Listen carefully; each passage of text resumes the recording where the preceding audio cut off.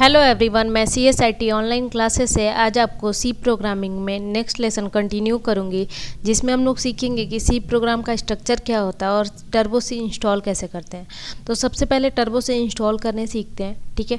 Next उसके बाद उसका स्ट्रक्चर देखेंगे, ठीक है। तो हम लोग सबसे पहले, अगर आपके पास टर्बो सी है सॉफ्टवेयर तो आप इंस्टॉल कर सकते हैं। अगर नहीं भी है तो आप ई पाठशाला पे, जिसका लिंक आपके वीडियो के वीडियो के डिस्क्रिप्शन में लिंक दिया गया है, ठीक है, वहाँ से जाके आप डाउनलोड कर लीजिएगा, ठीक है। तो यहाँ पे ये टर्बो सी का सॉफ्टवेयर है, ये सबके लिए, विंडो 10, 7 सबके लिए, ठीक है। ये टर्बो सी का, इस पर डबल क्लिक कीजिए और सिर्फ नेक्स्ट नेक्स्ट करते जाइए। डबल क्लिक करेंगे तो ये इंस्टॉल करने के लिए आएगा, यस, नेक्स्ट, यहाँ पे आई एक्सेप्ट, ठीक है, इंस्टॉल।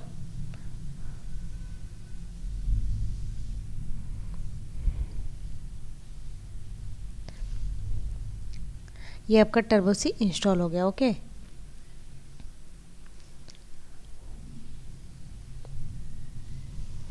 अब हम लोग क्या करते हैं, स्ट्रक्चर ऑफ सी प्रोग्रामिंग पहले सीखते हैं। स्ट्रक्चर मतलब सी प्रोग्राम में प्रोग्राम लिखते कैसे हैं, उसका स्ट्रक्चर क्या होता है, ठीक है।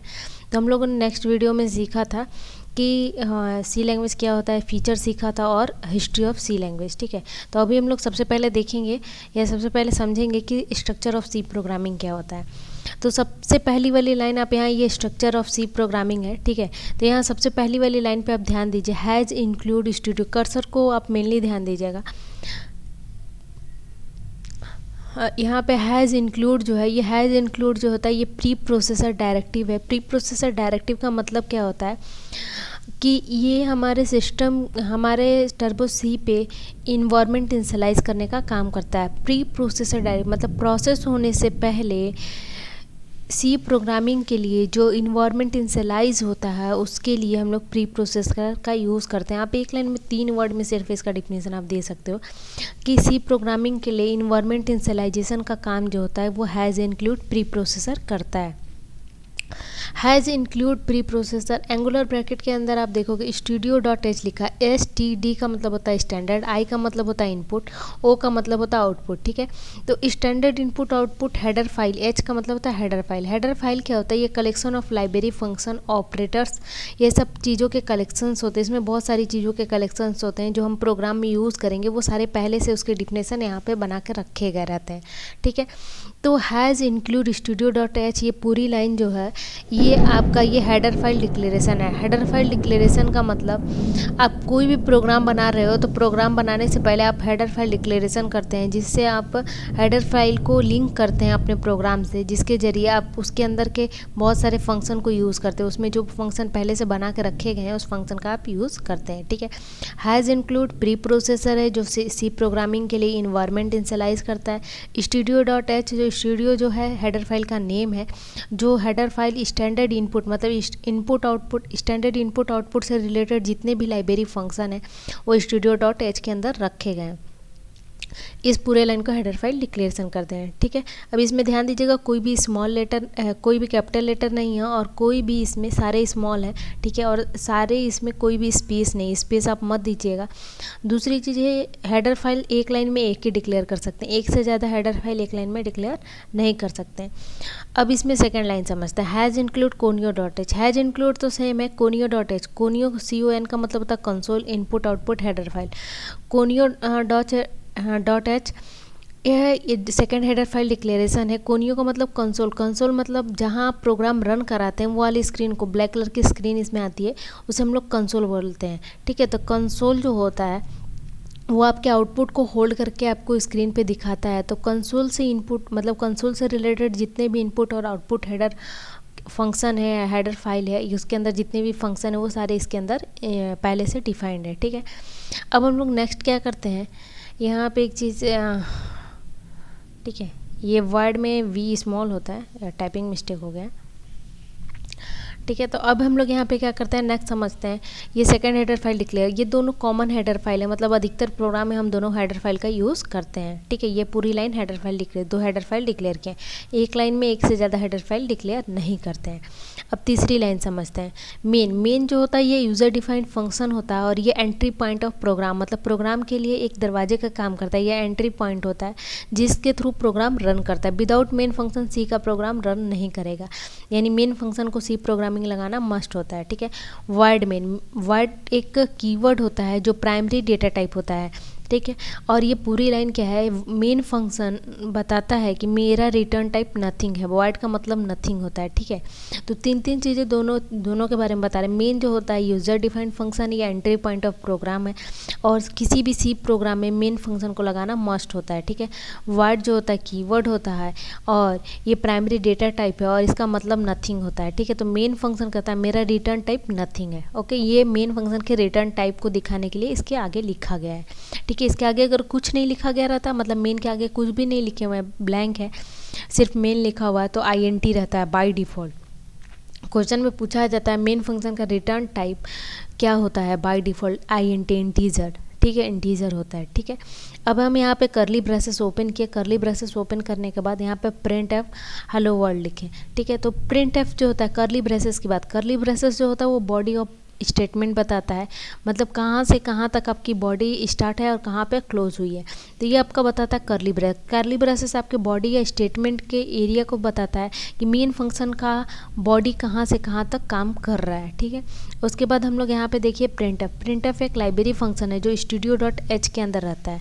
सबसे पहला उसका बेसिक काम बताइए। प्रिंटफ एक लाइब्रेरी फंक्शन है जो studio.h के अंदर डिफाइन किया गया रहता है। इसका मतलब क्या होता है, प्रिंट फॉर्मेटेड, मतलब कोई भी डेटा जो होता है वो फॉर्मेट में प्रिंट कीजिए जैसे फॉर्मेट में दिया गया है। ठीक है, उसके आगे अगर किसी भी नाम के आगे पैरेंथेसिस लगा, ये छोटा वाला ब्रैकेट लगा, इसको पैरेंथेसिस बोलते हैं। पैरेंथेसिस लगा हुआ है तो इसको हम लोग फंक्शन के नाम से जानते हैं। ठीक है, फंक्शन क्या होता है, कोई भी जो टास्क परफॉर्म करे, ठीक है, उसे फंक्शन कहा जाता है। फंक्शन मतलब हम लोग नॉर्मल आप अपने डेली लाइफ में देख सकते हैं कि हम लोग कहते हैं हमारे यहाँ आज फंक्शन, मतलब उसमें कुछ ना कुछ आप परफॉर्म कर रहे होंगे, तो फंक्शन मतलब हम कुछ ना कुछ टास्क परफॉर्म कर रहे हैं या कोई ना कोई वर्क परफॉर्म कर रहे हैं, तो उसको हम लोग फंक्शन के नाम से जानते हैं। फंक्शन का एक लाइन का डिफिनेशन भी होता है, अगर आप बुक पे जाएंगे तो बुक जो बताता है आपको function is a specific task and block of area. ठीक है, किसी भी स्पेसिफिक टास्क को परफॉर्म करने के लिए ब्लॉक ऑफ कोड जो लिखे जाते हैं उसे हम लोग फंक्शन बोलते हैं। ठीक है, अब यहाँ पे हम लोग सिंगल लाइन कमेंट का मतलब अगर हमें किसी भी लाइन को इग्नोर करना है, मतलब कंपाइलर के थ्रू रीड नहीं कराना है, तो हम लोग सिंगल लाइन कमेंट लगाते हैं। हमने एक वर्ड लिया नाम कंपाइलर। कंपाइलर क्या होता है, कंपाइलर एक सॉफ्टवेयर होता है, आपके ऑपरेटिंग सिस्टम के साथ ही रहता है, इंस्टॉल होता रहता है। तो वो क्या करता है कि टर्बो सी का, जैसे टर्बो सी आप इंस्टॉल करोगे तो उसमें आपको मिल जाता है उसमें। ठीक है, तो ये कंपाइलर करता है कि आप जो इंग्लिश में ये कोड लिखे हो इसको मशीन में कन्वर्ट करता है। दूसरा, ये टर्बो सी जो है या इसका कंपाइलर जो है हाई लेवल लैंग्वेज को मशीन में कन्वर्ट करता है। दूसरा काम ये करता है वो एरर डिटेक्शन का भी काम करता है, मतलब कोई एरर आप करते हो प्रोग्राम में तो वो भी चेक करेगा। तो सी लैंग्वेज जो होता है वो कंपाइलर बेस्ड लैंग्वेज है और ये हमेशा टॉप टू बॉटम वर्क करता है, मतलब ऊपर से नीचे की तरफ काम करता है। मतलब कंपाइलर जब भी वर्क करेगा वो मेन फंक्शन पे आएगा, फिर उसके बाद करली ब्रेसेस पे आएगा, उसके बाद प्रिंटफ पे आएगा, ऐसे काम करेगा, मतलब ऊपर से नीचे की तरफ। ठीक है, तो प्रिंटफ लिखा, प्रिंटफ में जो भी डेटा दिया आप यहाँ पे देखेंगे, मतलब प्रिंट करेगा वो।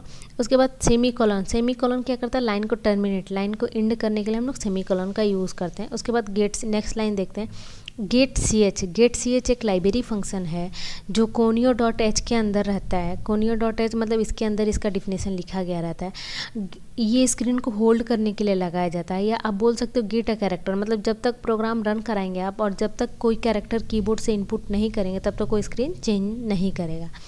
उसके बाद ये मल्टी लाइन कमेंट क्या करता है कि यहाँ पे एक से ज़्यादा लाइन को अगर आपको कमेंट लगाना है, मतलब कंपाइलर को आप चाहते हो वो लाइन ना रीड हो, तो आप मल्टी लाइन कमेंट लगा सकते हैं। ठीक है, उसके बाद ये करली ब्रेसेस क्लोज कर दिया हम लोगों ने। ओके, तो करली ब्रेसेस आपको ब्लॉक ऑफ बॉडी बता रहा है। अब हम लोग सी प्रोग्राम को थोड़ा इसके एडिटर पे रन करके देखते हैं। ठीक है, लेकिन अभी जो चीज़ें थ्योरी में मैंने बताया उसको एक बार हम रिपीट कर देते हैं थ्योरी के जरिए, तो आप यहाँ से भी देख लीजिए। प्री प्रोसेस सबसे पार्ट जो अभी हमने यूज़ किया, तो वो प्री प्रोसेसर क्या होता है, pre processor first line of किसी भी प्रोग्राम में फर्स्ट लाइन होता है सी प्रोग्राम का, ठीक है। और इसे प्री प्रोसेसर के नाम से जाना जाता है। मेन फंक्शन जो होता है वो ये मेन चीज़ है, यहाँ पे कर्सर पे देखिए, initialise the environment of C program. C program के लिए या प्रोग्रामिंग के लिए इन्वायरमेंट इनिशियलाइज करने और हेडर फाइल को लिंक करने के लिए हम लोग प्री प्रोसेसर का यूज़ करते हैं। ओके, नेक्स्ट जो है हेडर फाइल। हेडर फाइल जो होता है कलेक्शन ऑफ लाइब्रेरी फंक्शन होता है, ऑपरेटर्स होता है, बहुत सारी चीज़ें उसमें पहले से डिफाइंड रहती है जिसका यूज़ हम प्रोग्राम के अकॉर्डिंग अपने नीड के अकॉर्डिंग प्रोग्राम में करते हैं, ठीक है। तो header file is a collection of operators function and specific task, ये सारी चीज़ें पहले से डिफाइंड रहते हैं। में यहाँ पे लिखा हुआ भी है किस तरीके के, like string handling, mathematical function, data conversion, ये सारी चीज़ें आपके हेडर फाइल में रहती हैं। मेन फंक्शन क्या होता है? मेन फंक्शन जो होता है ये आपका यूज़र डिफाइंड फंक्शन होता है। यूज़र डिफाइंड जो स्पेसिफिक टास्क को परफॉर्म करता है, ठीक है। यहाँ पे लिखा function is a sequence of statement, मतलब एक सीक्वेंस ऑफ लाइन होता है, या स्टेटमेंट को मतलब वही जो लिखा गया, required to perform a specific task, और ये स्पेसिफिक टास्क को परफॉर्म करता है, ठीक है। और मेन फंक्शन जो होता है वो सी प्रोग्राम को रन कराने के लिए मस्ट होता है, ठीक है। अभी ये तीनों चीज़ें आपको ध्यान रखनी है। इसके बाद भी हम बताएंगे कमेंट बता ही दिया वो इग्नोर करने के लिए, ठीक है, लेकिन फिर भी बाद में रिपीट कर देंगे। टर्बो सी हम लोग का इंस्टॉल हो गया, मैंने स्टार्टिंग में इसे बताया इंस्टॉल करना। इसका लिंक आपको टर्बो सी का सॉफ्टवेयर जो है आपको ई पाठशाला पे कल से मिल जाएगा, ठीक है। कल से आप डाउनलोड वहाँ से कर सकते हैं, वहाँ से आपके सिस्टम में होगा तो आप डायरेक्ट रन करके आप वहाँ से देख लीजिए। अब हम लोग प्रोग्राम को रन करने चलते हैं, ठीक है। रन करने के लिए, क्योंकि टर्बो सी का एडिटर जो है सिस्टम टू सिस्टम वेरी करता है, वो स्क्रीन के अकॉर्डिंग बड़ा साइज़ भी खुलता है, छोटा साइज़ भी खुलता है, तो इसलिए मैंने पहले समझा दिया, उसके बाद रन करते हैं। तो टर्बो सी ओपन करने के लिए यहाँ पे देखिए शॉर्टकट बना, अगर डेस्कटॉप पे है तो ओपन कर लीजिए, अदरवाइज यहाँ पे टर्बो सी सर्च कर लीजिए, ठीक है, वहाँ से भी आ जाएगा। यहाँ से हमने ओपन कर लिया।